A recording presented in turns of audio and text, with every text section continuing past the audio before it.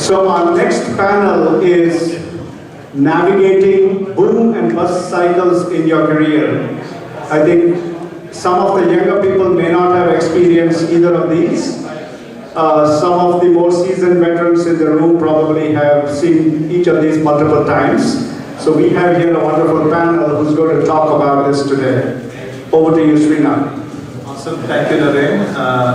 Looks like there's still a lot of exciting discussion going on. That was an awesome panel, by the way. Kudos to the moderator and the panelists for doing that. So, just a quick round of intro. I'm Srinath Chigullapalli, 99 batch Goda. I noticed there was a lot of Goda representation. It was just a coincidence. There was no conspiracy. Right?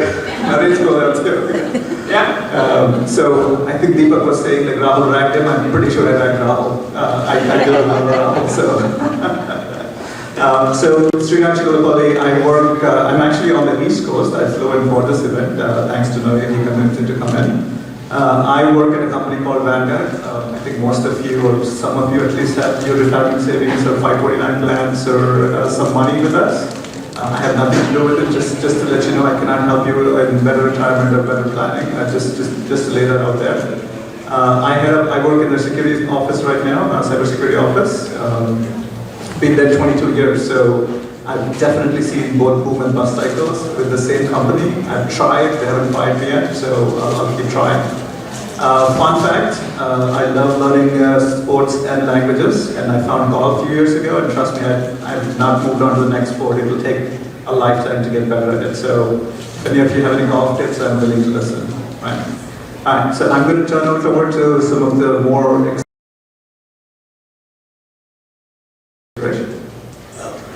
Can you hear me all right at the back? Yeah. My name is Suresh, Balasubramani. Somebody's got to beat the book, Godavari Mafia, right? So there is Jamuna here, yes. 1976 batch. And again, fun fact, I avoided biology like the plague, choosing math, and then ended up doing an entire career in biology. Okay?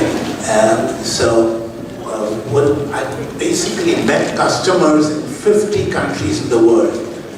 Okay, and when I say customers, I'm talking of farmers who are agriculturalists, veterinarians who do companion animals and farm animals, and of course oncologists and physicians who do pharmaceuticals and biotechnology.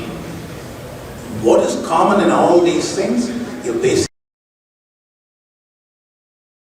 career on biology was all about. Okay, so in a world where everybody is talking semiconductors and fabs and there's got to be somebody saying, hey, wait a minute, there's human biology involved in it. So that's what my background is. I currently do a little bit of IoT consulting. I do a little bit of consulting for emerging enterprises in Africa, and my most important customers now are students between the ages of 15 and 30. 15 because I deal with high school students from the junior year onwards, all the way to an MBA program. So that's me, Suresh, Balasubramani. Hi, how's everyone doing today? Yeah, awesome. All right, so I'm Sindhu. I'm in the 2004 batch, or was in the 2004 batch, I guess. Still am. I started in Sarayu, and then Gururaj Deshpande and Jayashree Deshpande built Sharaf, so I got to be one of the first batches that moved into Sharaf, so really 2 hostels. I'm the CEO of 2 companies. I founded a company called Meaningful Data that essentially helps other companies organize their data assets to optimize for return on invested capital. So in this day and age, profits are super important. So essentially we work with big companies to kind of say, okay, how are you going to organize your data assets so that you're actually making money.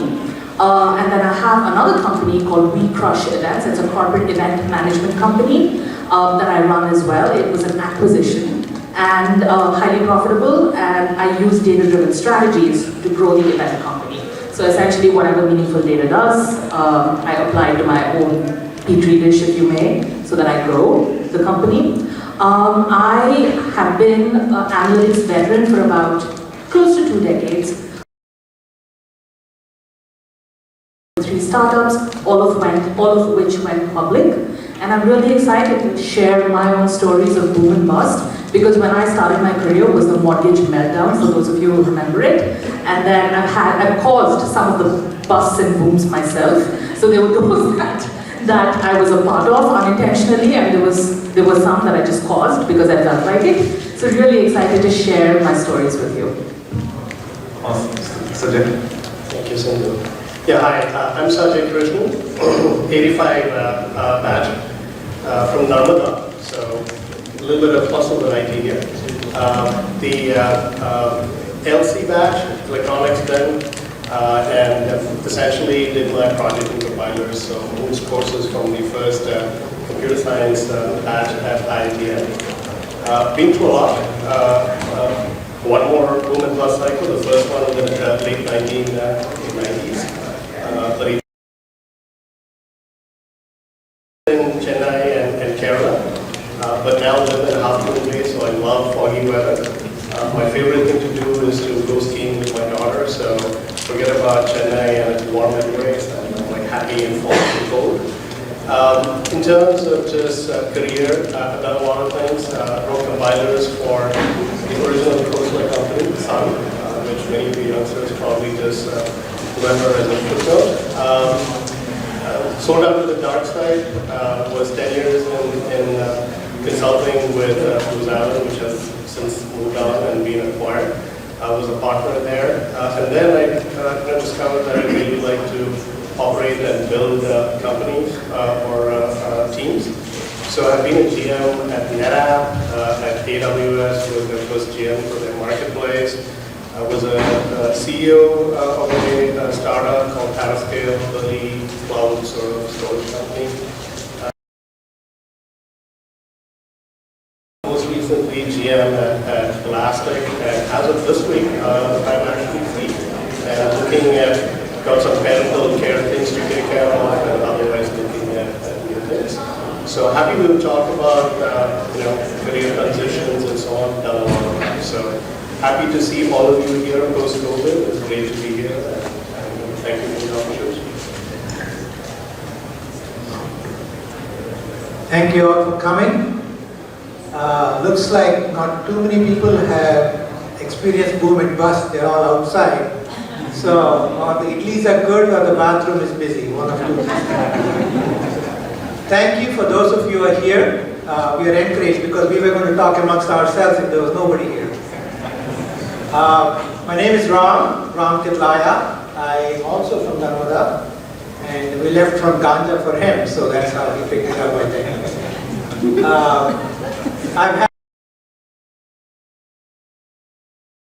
seen all roles, CEO, board member of public company, Microsoft and Motorola. I was blessed to do product in Silicon Valley, India and Japan, and run business in 17 countries. Today I'm an executive coach. At the age of 47, I got coached. I did not know what it was until then. It was a well-kept secret. In the industry, most of the, if I may say so, the people of a different demographic have always had coaches, but it was a well-kept secret. And I got hooked on it as a coachee. And given that I had done everything in my life, I said, okay, what is my afterlife? So I invest in startups and advise startups, but at the same time, I'm an executive coach for global companies as well as startup founders and other people. I love it. I've been doing it for 13 years, particularly in technology. Most of the companies, particularly tech companies in the Valley and worldwide, are my coachees. Blessed to coach women leaders and male, and more than 50% of my coachees are women. And it's really a blessing for a man to talk one-on-one to women for a year and help them on their journey. So that's a blessing in itself. Thank you all for being here. So you can see this is going to be a fun panel, right? So very diverse experience. When I look at the panelists, like comparing it to the last panel, like slightly non-traditional, diverse set of experience across the board. So curious, my first question, obviously Sindhu will start with you, is what was your aha moment? Like what changed your career trajectory? Okay, this is going to be fun, and if it's oversharing, too bad. You're going to listen anyway. So, I had this moment where I was in the Wharton MBA program, and with the executive coaching, and the first thing that they do is they give you a 360-degree review that you're supposed to share with everybody you work with. So mine came back and was like, Sindhu is so fun, she's so smart, hardworking, all these amazing things, but Sindhu lacks empathy.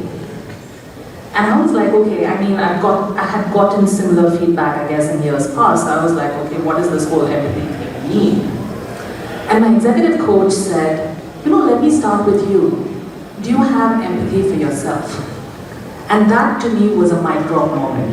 I had been an overachiever, like you all know the drill of getting into an IIT. It's 18 hours of non-stop work. You cease to exist as a person, and in my case, I was actually living the dreams of my parents, right? I had no interest in engineering, and whatever. The skills have served me well. Now I'm a CEO for a reason, because I'm not a hardcore engineer. But again, the whole thing of living somebody else's dreams caused me not leader. I was able to have authentic empathy for my team. And that to me was just amazing. It set me on a path of years of executive coaching, and my executive coach actually had a clinical psychology degree. So those of you who heard Rahul in the previous panel, you need to do your own personal work, and that was my big aha moment. And once you kind of get your personal craft in place, then you can navigate any boom and bust cycle that comes your way, right? I mean, right now I think of myself as a ninja when a challenge comes, just because I guess I'm emotionally in a place where I can't be that ninja. Awesome. Ram? My aha moment was actually in a store here, a small store called East West Appliances. How many of you know that store? It was in Sunnyvale. There's a gentleman called Rajesh who I got to know, who's a store owner. It's a small store owner. And logical thinking. As soon as I went into the store, as he got to know me, he said, Ram bhai, kaisa hai? Bahut din se nahi dekha aapko.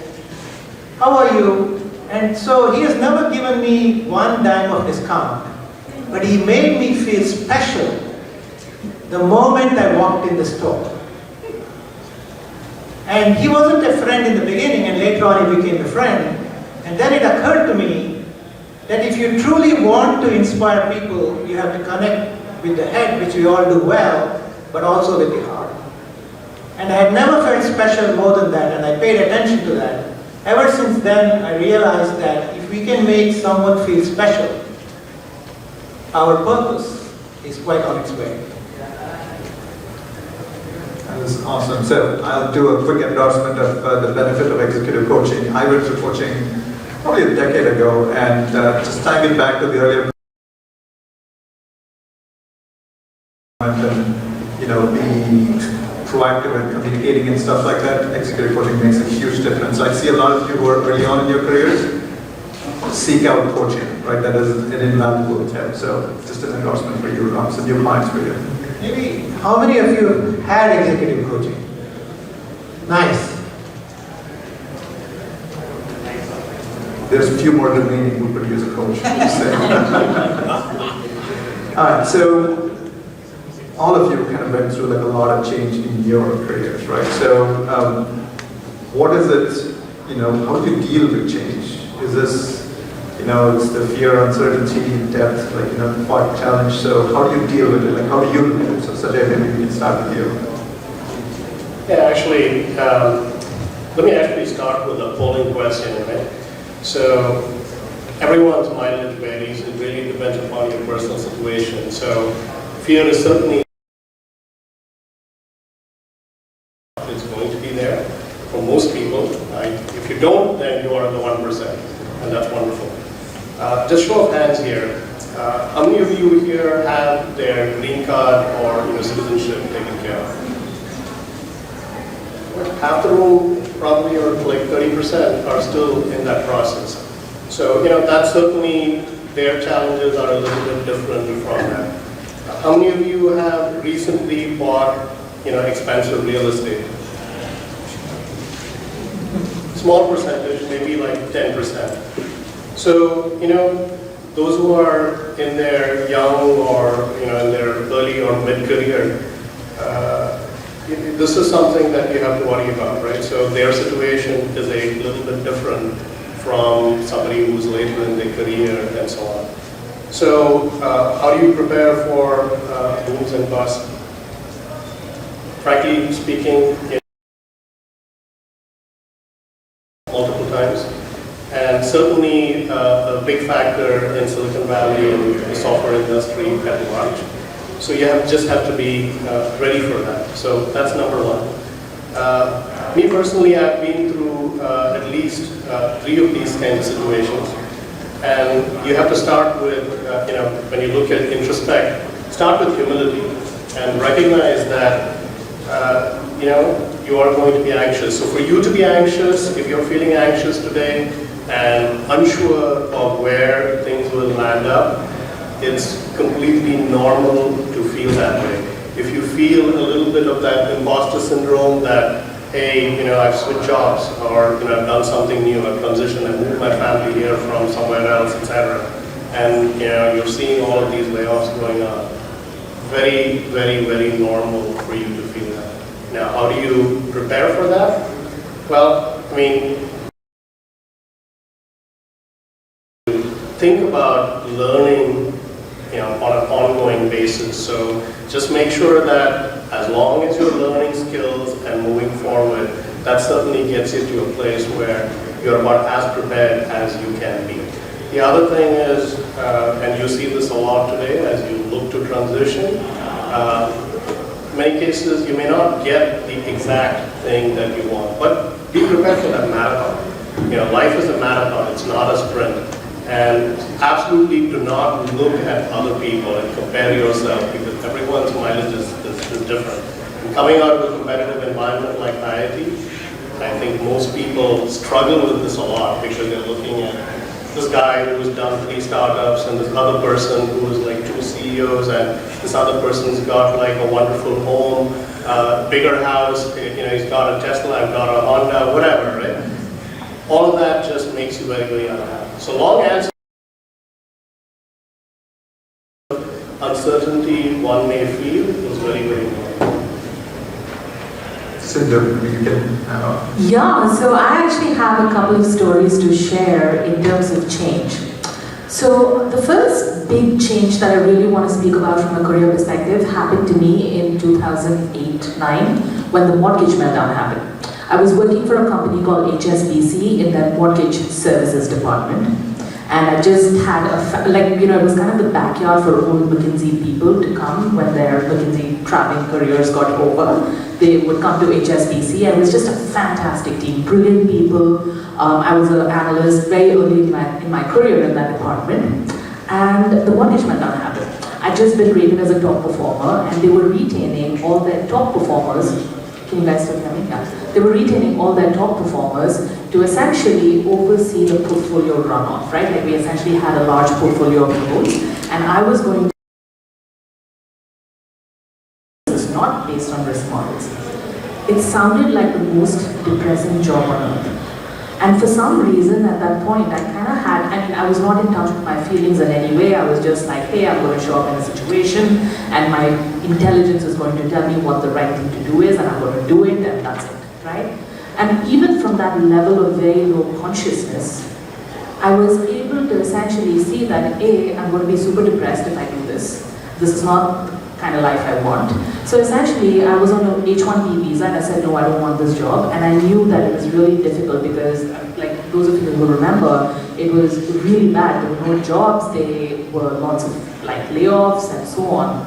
And I said, okay, I'm literally give me the severance, I'll go find something else to do. And the next few months, I would say about 3 months or so, was intense LinkedIn campaigning. LinkedIn was brand new then. And I would literally reach out to every company,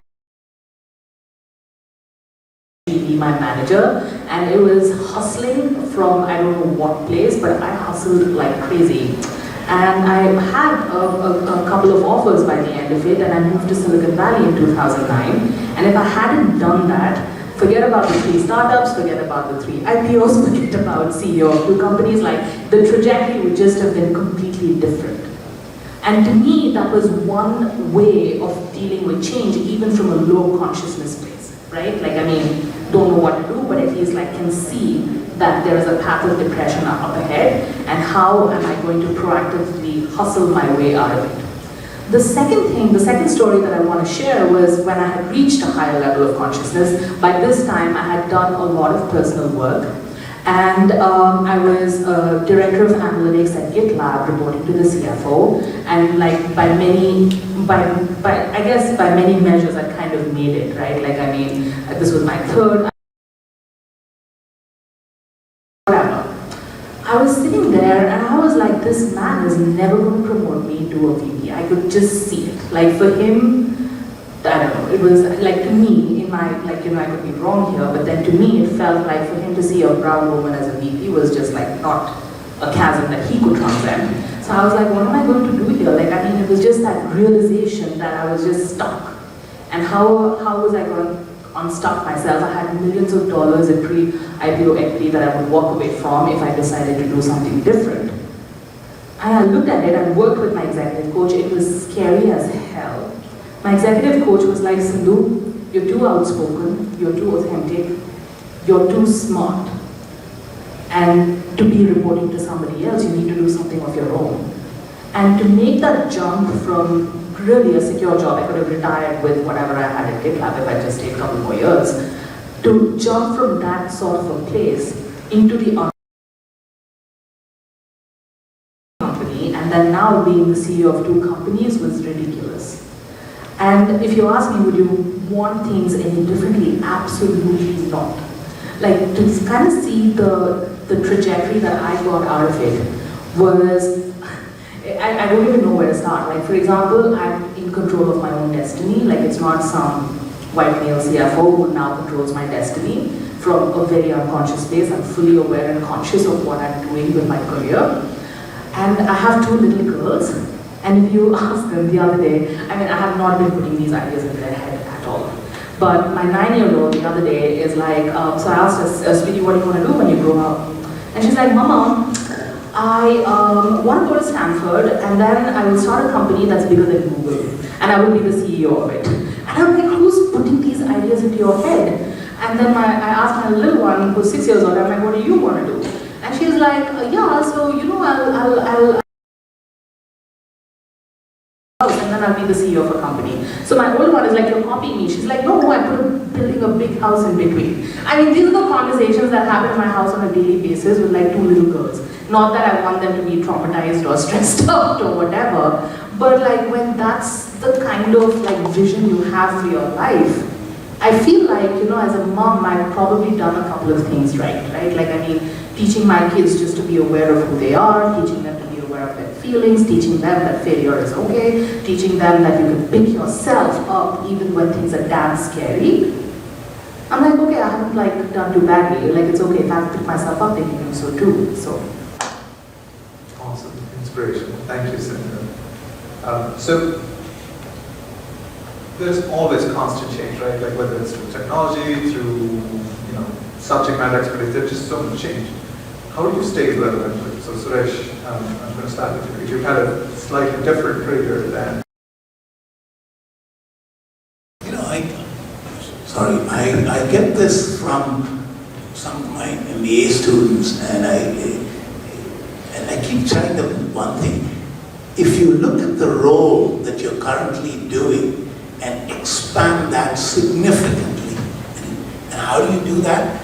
Maybe talk to a startup founder, a friend or something, which will basically tell you, you know, assume for a minute you don't have the role tomorrow.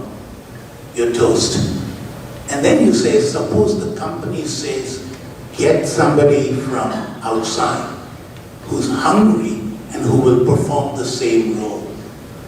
That person will enrich that role significantly.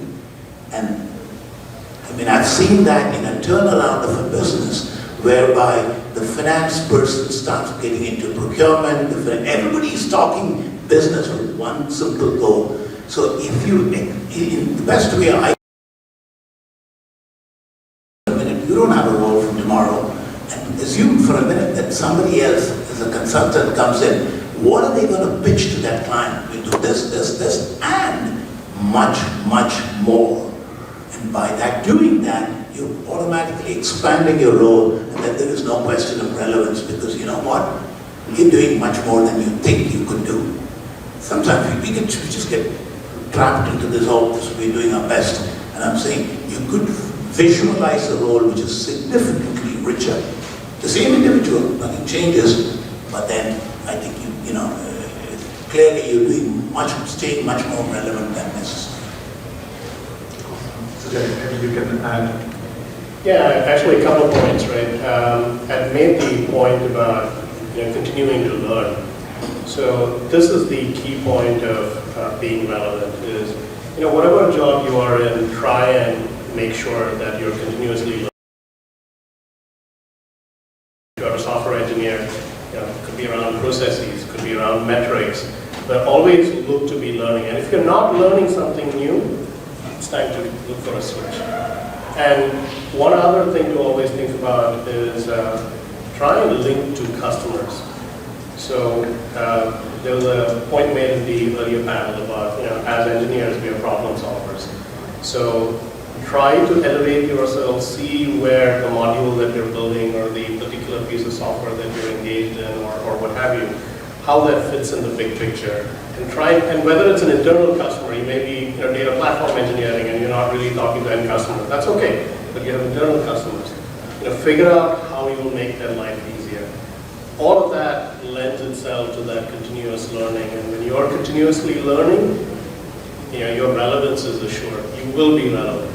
Now, of course, people have different, everybody doesn't want to be a CEO, they have a different to aspire for different things. That's okay. So, but in that kind of, even with that mindset, continue to learn.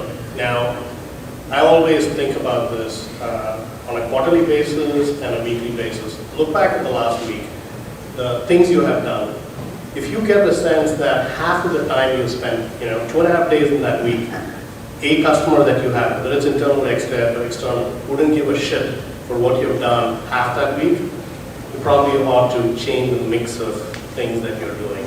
So there'll always be bullshit at work, unless you're Sindhu and you're creating bullshit for other people to actually do. There's always going to be... Hey, there's no bullshit in my company. That's why I started a company for that. No.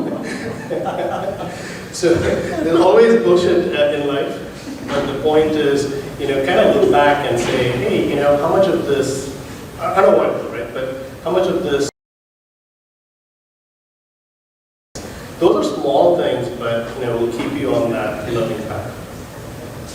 That's awesome to hear. When Suresh was talking, I was thinking of I watch a lot of cricket interviews and people talk about visualization and learning. It's relevant in regular careers too. You have to kind of constantly be innovative, otherwise you won't be the best. I want to see if anybody else on the I actually have that, right? Especially because I'm a data professional, the field is changing very quickly. And I had just become the CEO of 2 companies, whatever, right? I knew I was on this path.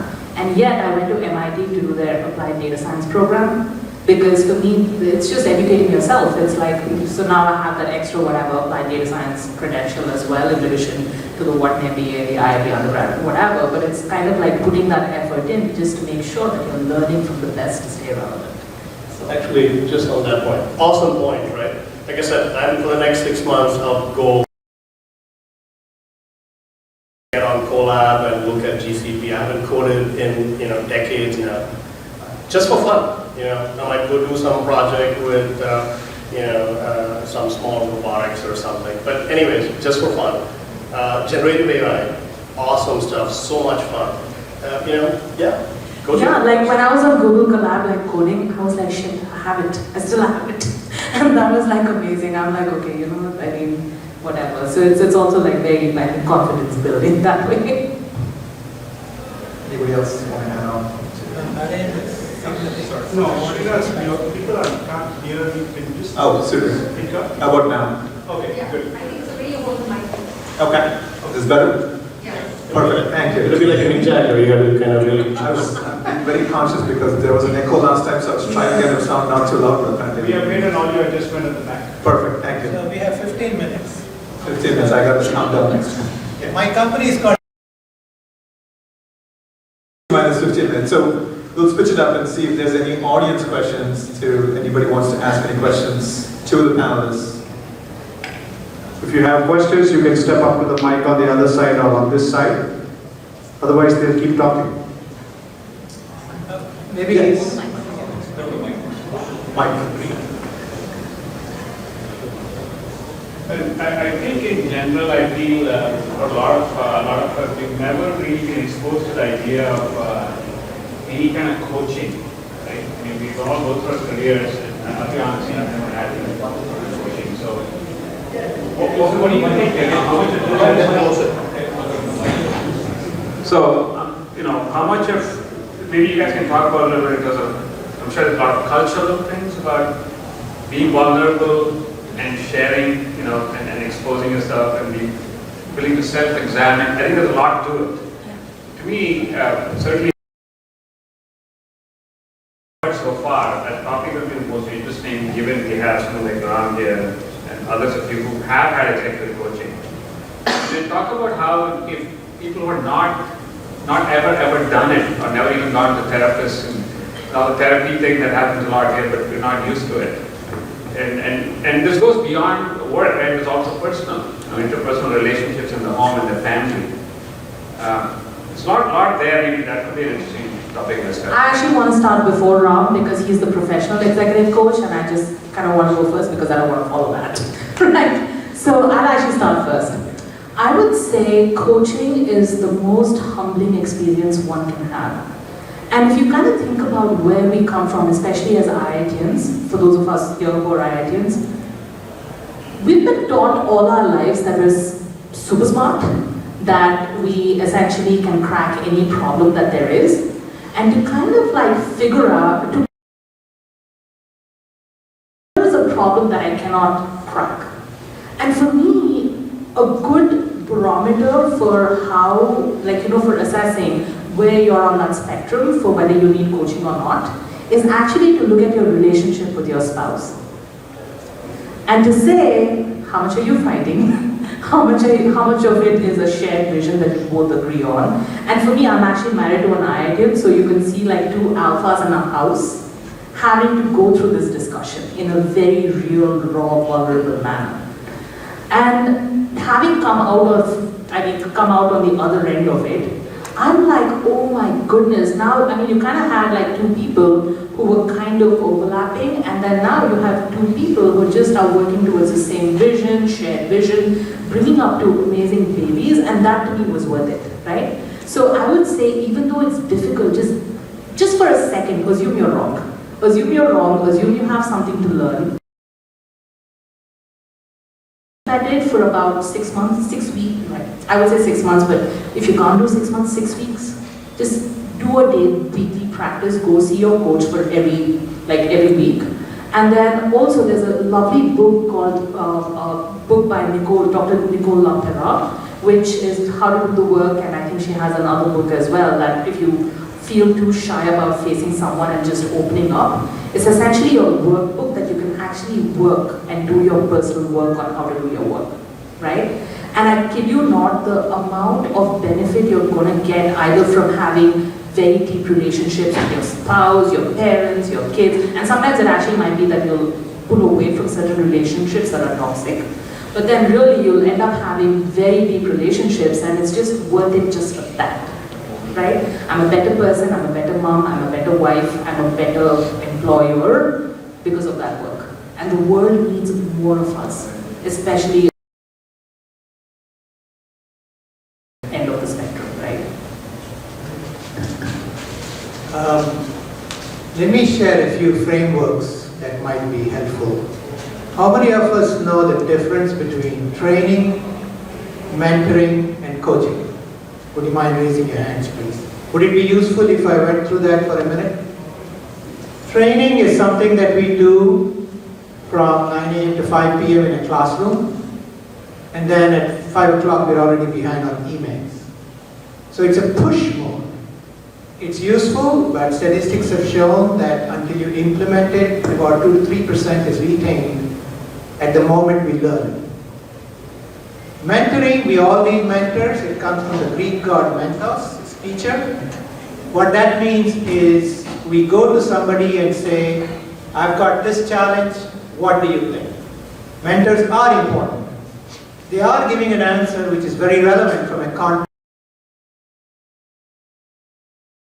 Aspiring to be in that situation, or they're in the situation without an answer. The answer is most of the time correct from content perspective, but there is a phase difference because they are looking in the front windshield, in the rear mirror, because they've been there, and we are looking aspirationally in the front windshield.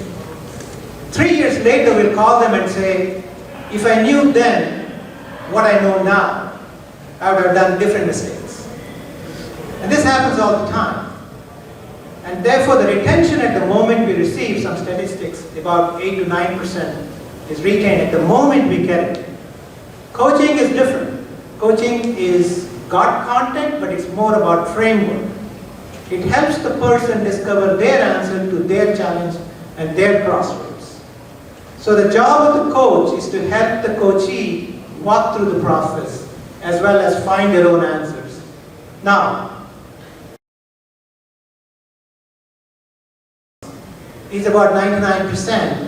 And it's a transformational activity. It takes time. Mentoring is an ad hoc activity. Let's meet once a week, once every 3 months for coffee. The mentor becomes busy, the mentee becomes busy. Neither is committed. Coaching is a committed relationship. We meet every week, we meet every 15 days. There are action items, and it's goal-oriented. The goals do change because of the situation of the coachee.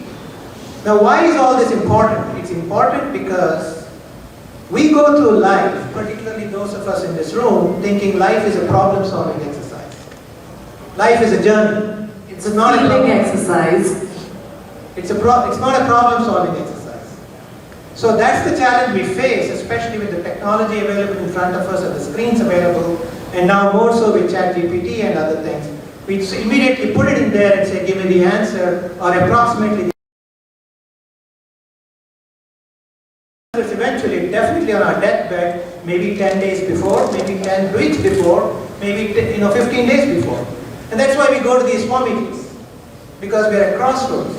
So what if we had a coach who shines the mirror, helps us get past our mask, become vulnerable, to your point.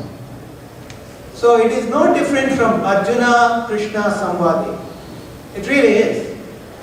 Because we are at crossroads when we are Arjuna.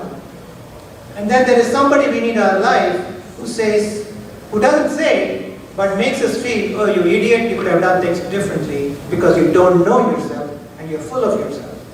The coach doesn't actually say it, but walks them through a discovery process of self-awareness as a first step.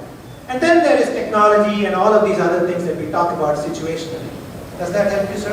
Yeah, for sure. I actually want to add one more thing, may I? Yeah. So there's actually a lovely looks at vulnerability and courage. It takes a ton of courage to be vulnerable, and everybody who thinks they're damn brave, if you haven't been vulnerable in your life, you haven't been that brave. I mean, that's actually the sad fact. So I would really encourage you to go watch her talk on how important it is to be vulnerable, and vulnerability shows up as, I might not be as good as I am. I mean, but then also saying I'm worthy, I'm valuable, and all of these things, but I might have something to learn, right? So. Yeah, just adding one quick point to this, just on a tactical basis, just a very tactical thing. So for folks who are starting their first managerial job, right? You're an individual contributor and now you're transitioning to be a manager. That is a common thing, and all my teams, that has been a transition point where people have benefits. As was discussed previously, we are all great analysts, but poor on soft skills, probably don't listen as much. So just that transition there, and many times industry does this all the time, right? We'll take a great engineer and make them a manager. Bad idea, unless they are actually meant to be, or have the skills or being trained to be a good manager. A manager of people is different from, a great IC is not going to be necessarily a great manager. So that is a place where I think folks who are looking to make that transition and getting into that role, hugely challenging because your output is no longer just your own sweat, it is the collection. So seek out, ask your managers or seek out coaching or seek out mentoring. Great time to actually do that in that first transition. Coaching is not therapy, just so you know. Sometimes it can be, right? Like my coach actually had a clinical psychology degree, but it's not, usually. So first of all, I'm an executive coach, and I've been coaching in Europe and the US for 20 years, so this is amazing to see that this is getting normalized in the Indian community, let alone in the IIT community. Yes, I know Ram. I'm Ram and I know each other very well. So this is really interesting. So that's first. I advise you to adopt the next on the pitches and the messaging here. That's my job, is to Americanize the pitches, because I'm born here, so I can pretty much sell anything, to anyone. How many of you? So first of all, thanks. This is amazing, because I never hear this idea of normalization of coaching in the Indian community. It's always a question of shame. I know everything else. About time. So it's like, and to have a woman, I had a boss lady for a mom, so she built schools in India, in the Himalayan mountains when I was a child. How many of you here feel that you understand the career game in the Silicon Valley as well as the Americans do? One person. Okay, so I'm just going to offer you something. This is not to take away from the panel, but this Thursday I'm speaking at IIT Alumni Association on how to build your career and create a strategy at JP Morgan in Palo Alto on Thursday. The event is being organized by IIT Alumni Group. Rishi Satawayana is putting on the event. If you're interested, you can come talk to me and we can have you come. And I'm going to share frameworks on how do you understand the American game, so when you show up on the field, you don't bring a cricket bat to a basketball game. You actually bring a basketball shoes to the basketball game, so that you actually know how to play with the Americans, because they already know that Indians are the smartest at engineering a product. What they don't understand is how do people communicate in the Indian group, and how do they work, because 95% of Americans have not been outside the US, Mexico, or Canada in their life. So they have no idea. So if you're interested, you can come. We'll take one question and then we'll wrap up. You've got to stop this American Indian thing. I mean, I really think that it's going beyond the point where we don't have to compare, we don't have to contrast. Each person is their own. It doesn't matter. And I think we've got to observe that very clearly. Because there are countries in the world other than America and India. Everybody's got their own. I mean, so we've got the human beings, we're all over the world, we're the same, we're made out of the same cloth, maybe slightly different cloth, but that's about it. One is not better, one is not worse, everything has good and bad, so let's just move on. Makes sense. All right. So the last question. Mine is more a suggestion. Little louder. Just get closer to the microphone. Give it a Okay, can you hear me now? Yes. All right. I mean, I'm old enough to have seen the 1998, 2000, and then the 2008, and then I do know, I see generations of whether IITians, Indians, going through exactly the same thing. And I think there should be room for the learning to be in some place where the kids who today 10,000 got dropped from Facebook or whatever, you see the news, they should have a place to go. And this network thing doesn't work because the shyest, the most neediest won't approach. So we need to have a place that is very clear where, okay, so Suresh has a background in something that two kids who are doing something with healthcare think, oh my goodness, I'm the only one doing this. All my friends are in Twitter. And so what do? They should have a place. So I suggest that the oldies who have a lot of knowledge and time and wonder what to do besides teaching their kids baseball, go and talk to their own kind, who will not talk down to them, who will not say you're Indian, you don't know this, or you're American, you know this, or whatever. And, the first thing a teacher does is not talk down, I think. And so if you can find some of those kind of rare ideas, it would be great. Good suggestion. Good suggestion. And good suggestion to wrap. I completely agree with you, Vijay. I mean, absolutely. I mean, I think that, we're all trying to be typical, and there is no harm in being atypical. So I think we just have to, each to his own, and that's the story. He's already doing that, and some of us are also doing that, but you're all welcome to reach out to me or any of us. We are delighted to talk to the next gen. I believe they are more confident, they find their way, but we are available. Please do reach out to us on any topic, plus on any of the forums, the IIT forums that are existing. Yeah, plus one on that, just feel free to link it. Final question. Yeah, so firstly, I think this is a great topic with AI coming in and a lot of jobs on the line for broad practical reasons. Panelists who have picked the topic, thank you. So my name is Ravi Adikapuri, 2004 I came into as MEC. I was at Google, I just have my own company now, Arcos AI. So one question to you guys at Sindhu, hi. One question is, in terms of egos are getting crushed, people are self-realizing. I have a lot of folks, a lot of talented people, some of them IIT, some of them from Berkeley and Stanford. They realize that, hey, I was the best Python coder in my class, but ChatGPT 4 Plus, which you're using right now, can do better than me. And I see a lot of egos being crushed, and then also self-realization. And after that, how do you address your mental health through these buzz cycles of realize that it's not a human but still AI, but something else is better than you of what you worked, and now you need to change your game. So this is different kind of a buzz. It's a buzz on the foundation of what you think is your USP. So how do you tackle that in such issues?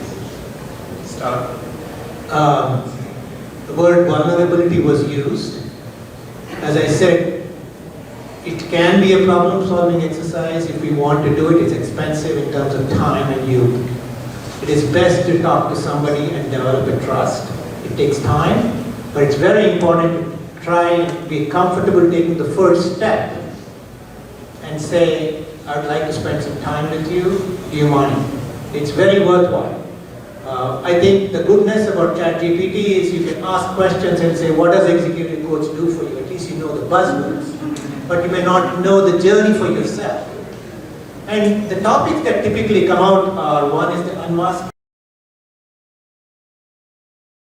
and also the personal brand. What do you believe you're good at? The skills. There's a life tree that I walk people through. What is important to you in life? And then, what do you think people are going to remember you for? Very often, many people who have been in tech suddenly say, I'm going to work on the community. I'm going to teach kids. So this is like for doctors with no borders, that kind of a situation. So you'll be very surprised. The overall goal is, I was born awesome, I will die awesome. In between, everybody thought I was useless, but I will discover my awesomeness. I need help. And help is a positive word, not a non-positive word. So it has to be aspirational. So along the way, it becomes correctional. That's okay. Let's I have to Sajai. I'm just going to refer back to my earlier comments, right? Number one is that it's normal to feel that a lot of folks will have that kind of feeling, whether they admit to or not. They may vocalize it with a lot of pizzazz and confidence, but if you scratch the surface, it is there. That's number one. Number two, I wasn't born learning, as an expert in Python. So what is your core skill? Was that you actually had the analytical and the skills, as well as you invest the sweat to become good at Python now, or whatever the technology is. In today's career, there's probably going to be 3 such transitions. Every decade, you're going to see this. Life is getting faster. So it is the learning that is your core value, not the fact that you are the master of a particular tech stack. And lastly, for your own mental health, stop comparing yourself to X or Y or Z. And that is easier said than done, but you know, and you know, find things that you really enjoy doing, which you don't today. Like, you know, maybe you used to listen to a lot of music and now you have no time for that, or you have kids in your life, etc., etc. So those are 3 points, I'd say. Yeah, so I actually agree with what Ram and Sajai said. I have actually one thing to share from my morning meditation. I do a daily meditation thing. And the thing is getting attached to the outcome versus getting attached to the journey, right? So one way to look at it is, like, are you more attached to being the best Python coder, or are you a Python coder because you love it so much? And if you don't love Python coding so much, like, go find something you love so much, right? Like, it's all about what's your journey and are you enjoying yourself kind of in that present moment. So I want to just add one thing, and it's probably a food for thought. My own personal feeling is that the next 20 years will belong to biology, just like the last 20 belong to technology. Think about it. I really believe that, because where we are in terms of our computational ability has given us a platform on which we can truly launch off and therefore solve a ton of challenges as it exists to human health and health of living organisms.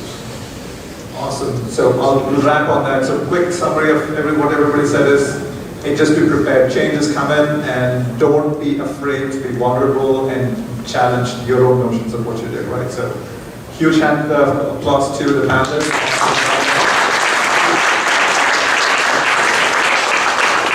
I have a question for the audience. How many of you felt that you've been in a boom or a bust at some point in time? Good. That's good to know, because that means it's not like Newton's law, right, where you steady state of motion. Some physics going on here. IIT guys got to talk about some things we did a long time ago. How did we do? Was this useful? Yeah.